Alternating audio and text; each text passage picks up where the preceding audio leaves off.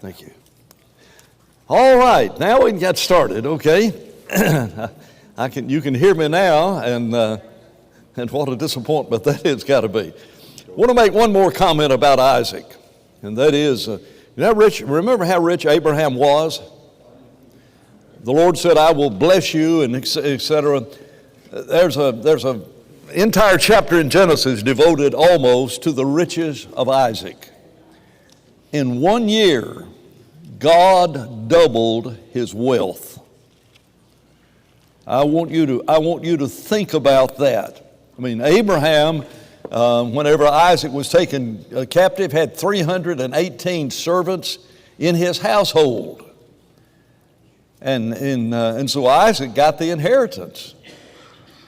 And the Lord in 1 year doubled what Isaac had. I mean, he's an amazing character. I think I'd overlooked that as I've studied Genesis. I mean, just the implication of that and the power that it enabled him to have living in that promised land, even though he was a pilgrim in that promised land. All right, let's get to Jacob and Esau. We've got this month, and then we've got much of January to finish the book, and there's so much, and I find myself trying to decide what to leave out just so I can say we made it all the way to Joseph's death and Joseph's bones on the last class meeting. That's what I want to do, and so we're going to have to look at it. I am going to assume that you know these Bible stories, and that's a mistake.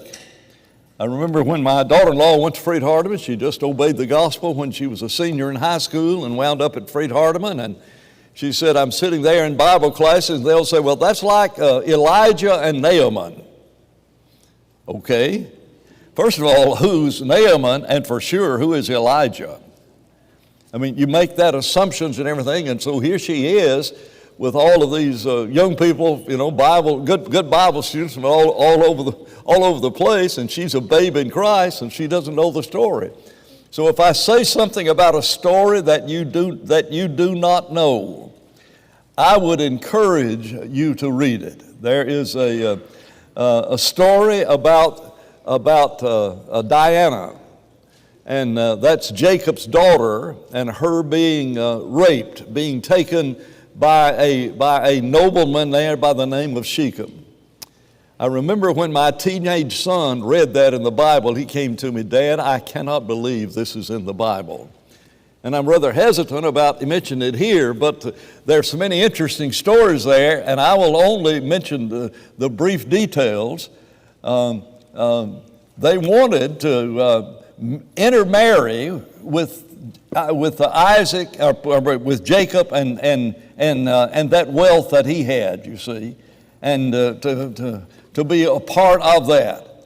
And so they come and they said, we'd like to marry you. Now, in the background, the text says they wanted to do it because they thought they could get their possessions, if they could give their daughters to them and take their daughters and everything. And so Jacob says, or Jacob's son says, well, you cannot marry unless you cannot marry our daughter. We cannot marry you unless you are circumcised. You know this story at all? And so the entire tribe is circumcised. And on the third day, to use the text, while they were very sore, Jacob's sons go over and kills every one of them. And when my son read that about that circumcision and them being very sore, I mean, he was absolutely amazed. If you haven't read that story, you might really find it interesting. And there's all sorts of implications of it. There's a moral part of it. There's deception that is a part of it, and there's all those things that are. But so you're trying to decide what to leave out. That's something I left out, but I just remember Gary's reaction to that when he was reading the Bible through, and he came across that. He said, "Dad, did you even know this happened?" Because it's not the sort of thing that you talk a lot about. And so I thought I'd just go ahead and mention it to whet your appetite to sit down and read the book of Genesis. You do not know the book of Genesis, I promise you. You know bits and pieces, you know the highlights of a lot of stories, but there are a lot of things you do not understand. Let's talk about Jacob and Esau and their early lives. What do we know about Jacob and Esau? Well, first of all, their birth is interesting in and of itself. Rebekah did not have children. Isaac entreated the Lord that she might have children. And so though he was 40, Isaac was 40 when he married Rebekah, child when he was born. And so they named him Esau. And that means hairy. And then his brother came out, but Esau came out first. But as he was coming out, Jacob comes out having a hold of Esau's foot. He's tripping him. And so they call him supplanter is the King James word. That's not a word that we readily understand. Trickster is a word I think that we can get a whole lot better grasp of it. This guy is a guy who's going to play tricks on you. Now, it's interesting, the nicknames we give our children sometimes influence their personality.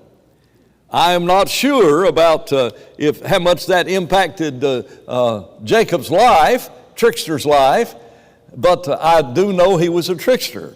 You begin talking about the birthright and the blessing that Jacob stole from his brother, and then you talk about the fact that Laban, when he got over there and he was looking for a wife, guess what happened? The supplanter becomes the supplantee, if that makes sense. You remember having to work 14 years to get his wife and 6 more years to get his wages. And during that 6-year period of time, Jacob says to Laban, and you've changed my wages 10 times. So in 6 years, what's that, every 7 or 8 months, something like that, you've changed my wages. And there's some real interesting stories there, and we're going to get to some of that today. I don't know how much we'll look at it in detail. But it's rather interesting that Rebekah has a favorite son. Now, the implication may be that Isaac had a favorite son. I mean, Isaac so much wanted to give the blessing, wanted to give that blessing to Esau. There might have been a lot of reasons, but I mean, he was really disappointed at the trick that Jacob had played on him so that he could not give Esau the blessing and instead gave the blessing to Jacob. But from the very beginning, the Bible talks about the fact that Rebekah showed favoritism. Look at Genesis 25, verse 28. I put the verses down, not about every point. I could and perhaps should have put down verses for every point. But one of the reasons I did not is to encourage you to go in there and read the whole story and see those details, because if you only look at a few verses, you think that you've got it all. But it says, Isaac loved Esau because he ate of his game, and Rebekah loved Jacob. So I guess that is rather a strong indication that Isaac was prejudiced. What impact does it have on children to have a favorite son, have a favorite child?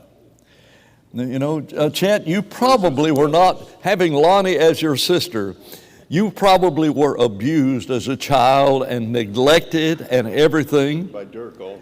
And by Dirk also. You understand? You know, if you're a baby in the family, and that's not true of modern days where everybody's got cameras and everything, but way back, family photos, you ever look in photo albums and everything, were you the baby in the family? I mean, here's this firstborn. They've got a baby book for this firstborn, and they've got 2 or 3 baby books for this firstborn. Come to think of it, why, every time they went to Disney, they came home and they made an album for it and everything. Second child comes along, and second child, maybe gets one book for the entirety of their first 6 years of their life. If you're number 3 or 4, you know what you worry? I wonder if I'm adopted. There are no baby pictures of me in this house. I mean, they're all over the house. There's this, here's the favorite son, favorite daughter, and photos everywhere.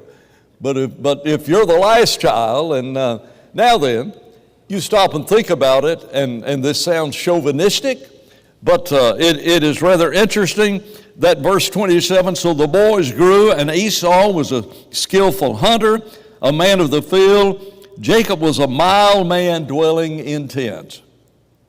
Is that chauvinistic to say that the male side of Isaac loved the male side of Esau?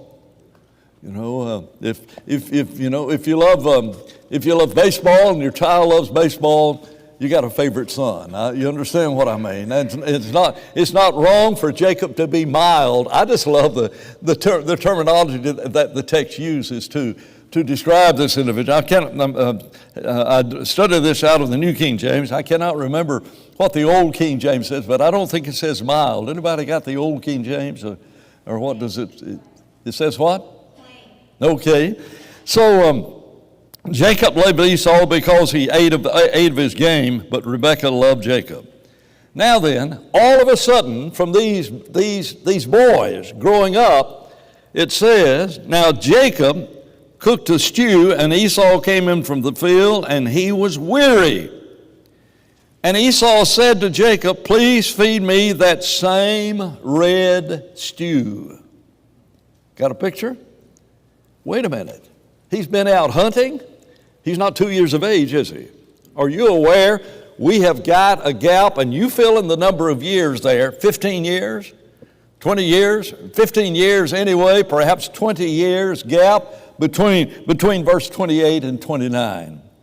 Because there is this event that where the deceiver tricks his brother. And here's how it happens. Esau had been out hunting, and when he came in, Jacob has some red stew that is there. And Esau said to Jacob, please feed me with the same red stew, for I am weary. Therefore his name is called Edom. Let's stop there for just a moment. I think that maybe the word is on the next slide, but let's leave this one up for just a minute. The word Edom means red. But have you ever heard of the Edomites in the Bible? Oh, yes. Are you aware there's one entire book written to the Edomites? I bet you didn't know that. Indiana Jones went to the place where the Edomites lived. You remember that city that he went to where they had carved back into the rock cliffs there and built houses in which to live? The Edomites are a constant source of trouble to the Jews. Where on earth do the Edomites come from? They come from red.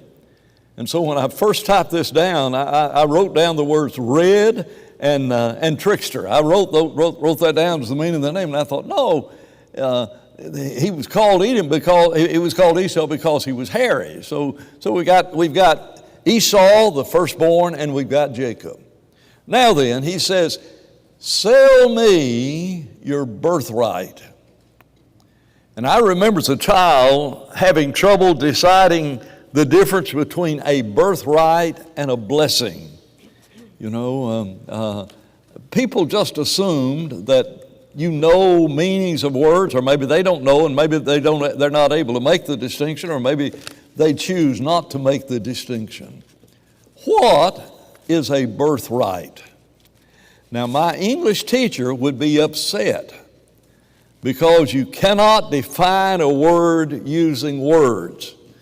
She was as wrong as she could be. You know the best definition of birthright? It is the right that you have because of birth. That's what it means. And I couldn't figure out what was the birthright and what was the blessing. You remember whenever Rebekah was involved, we'll talk about that a little bit later, whenever he steals the blessing. But he says to Esau, sell me your birthright. I think it is rather interesting that in the law he leaves no will. How is the estate divided? Well, if they've got 5 children and there is a wife still alive, the wife I said 5 children. The estate is divided into 6 parts, and she gets 2 of the 6 parts. The children get the other 5, if that makes sense. And so she gets a double portion. If there are just 2 children, and let the wife be dead, and this fits this scenario even better, Rebekah is likely dead when Isaac dies. And so now we got Jacob and Esau. The law in the Old Testament was you take the estate and divide it into 3 parts. And the right of the firstborn, the birthright, is to receive a double portion. I think it is amazing that the framers of our country and those early writers of state laws and everything were really impacted by the Bible. And it goes all the way back to this time right here. Do you know how much he paid for a bowl of red stew?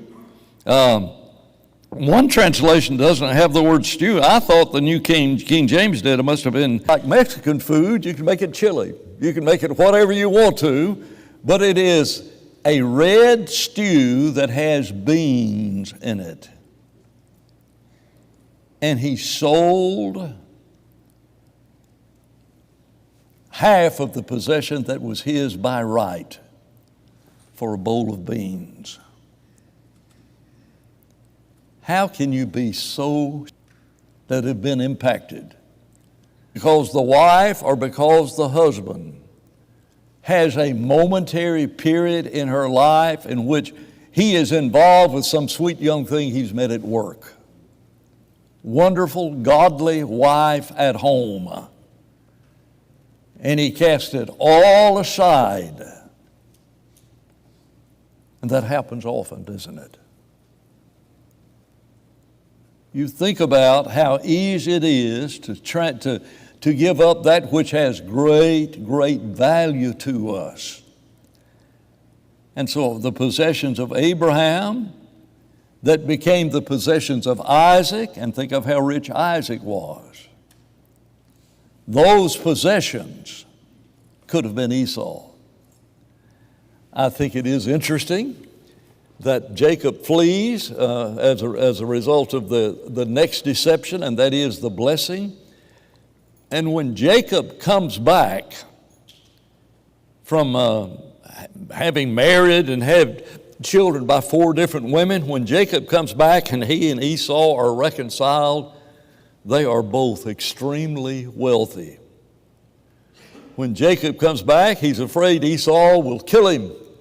So he starts sending gifts. I think he sends several messengers on people ahead of him, not just one group of individuals with some of the sheep and possessions that Jacob has gotten over there when he's been working over there for his father-in-law Laban.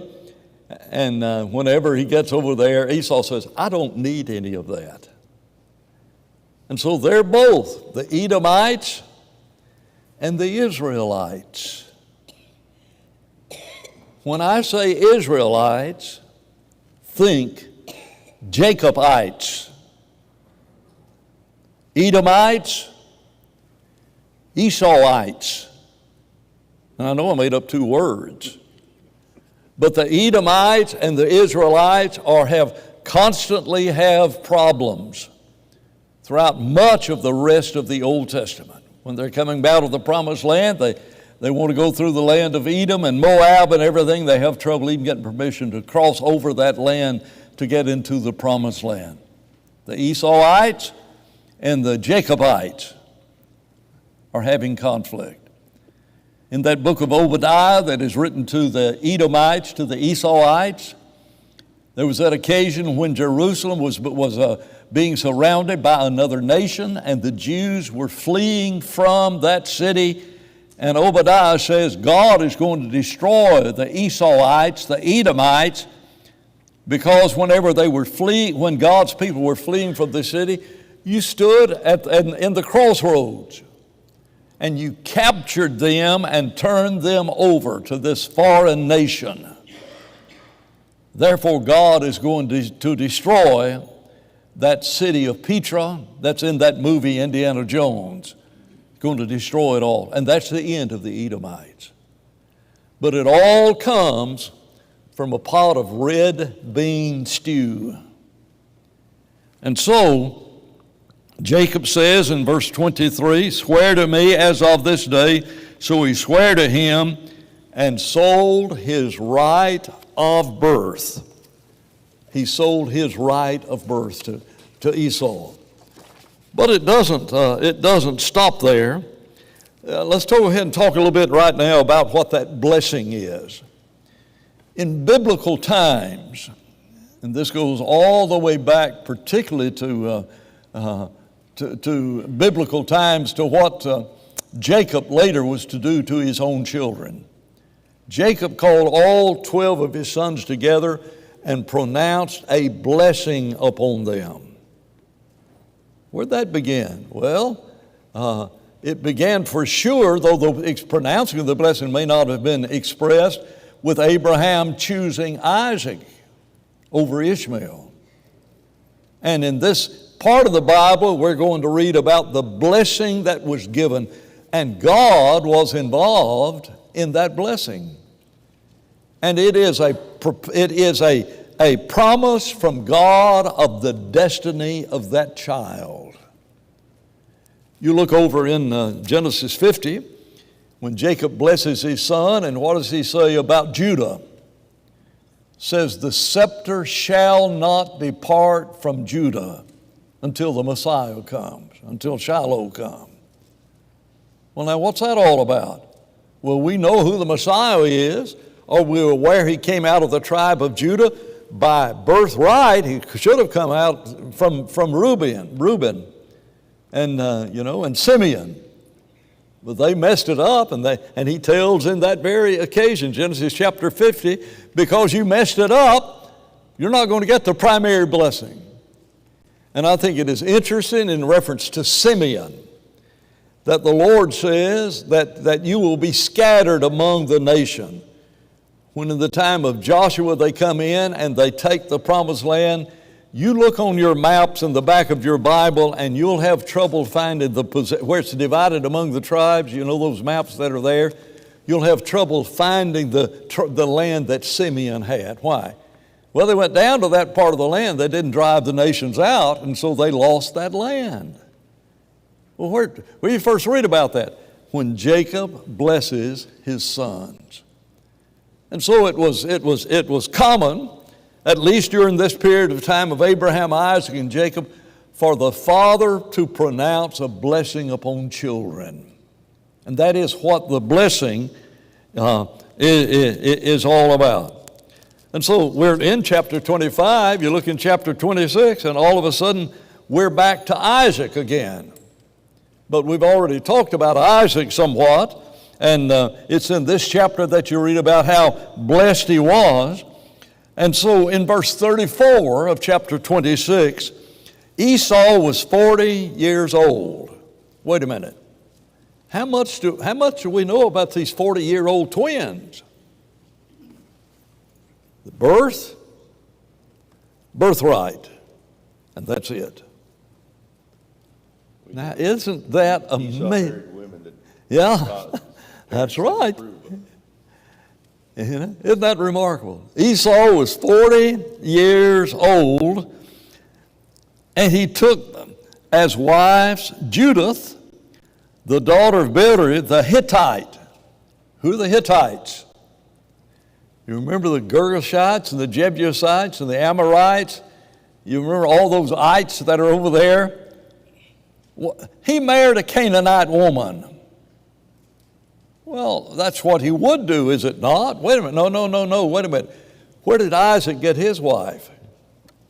You remember Abraham took his servant and made his servant swear that he would not let Isaac marry a Canaanite woman. Go back to my people and find a wife for Isaac. And so Rebekah came. The servant went, and that's one of the stories in Genesis that we didn't have time to look at, but he brought her back. Guess what's about to happen right here in reference to Jacob?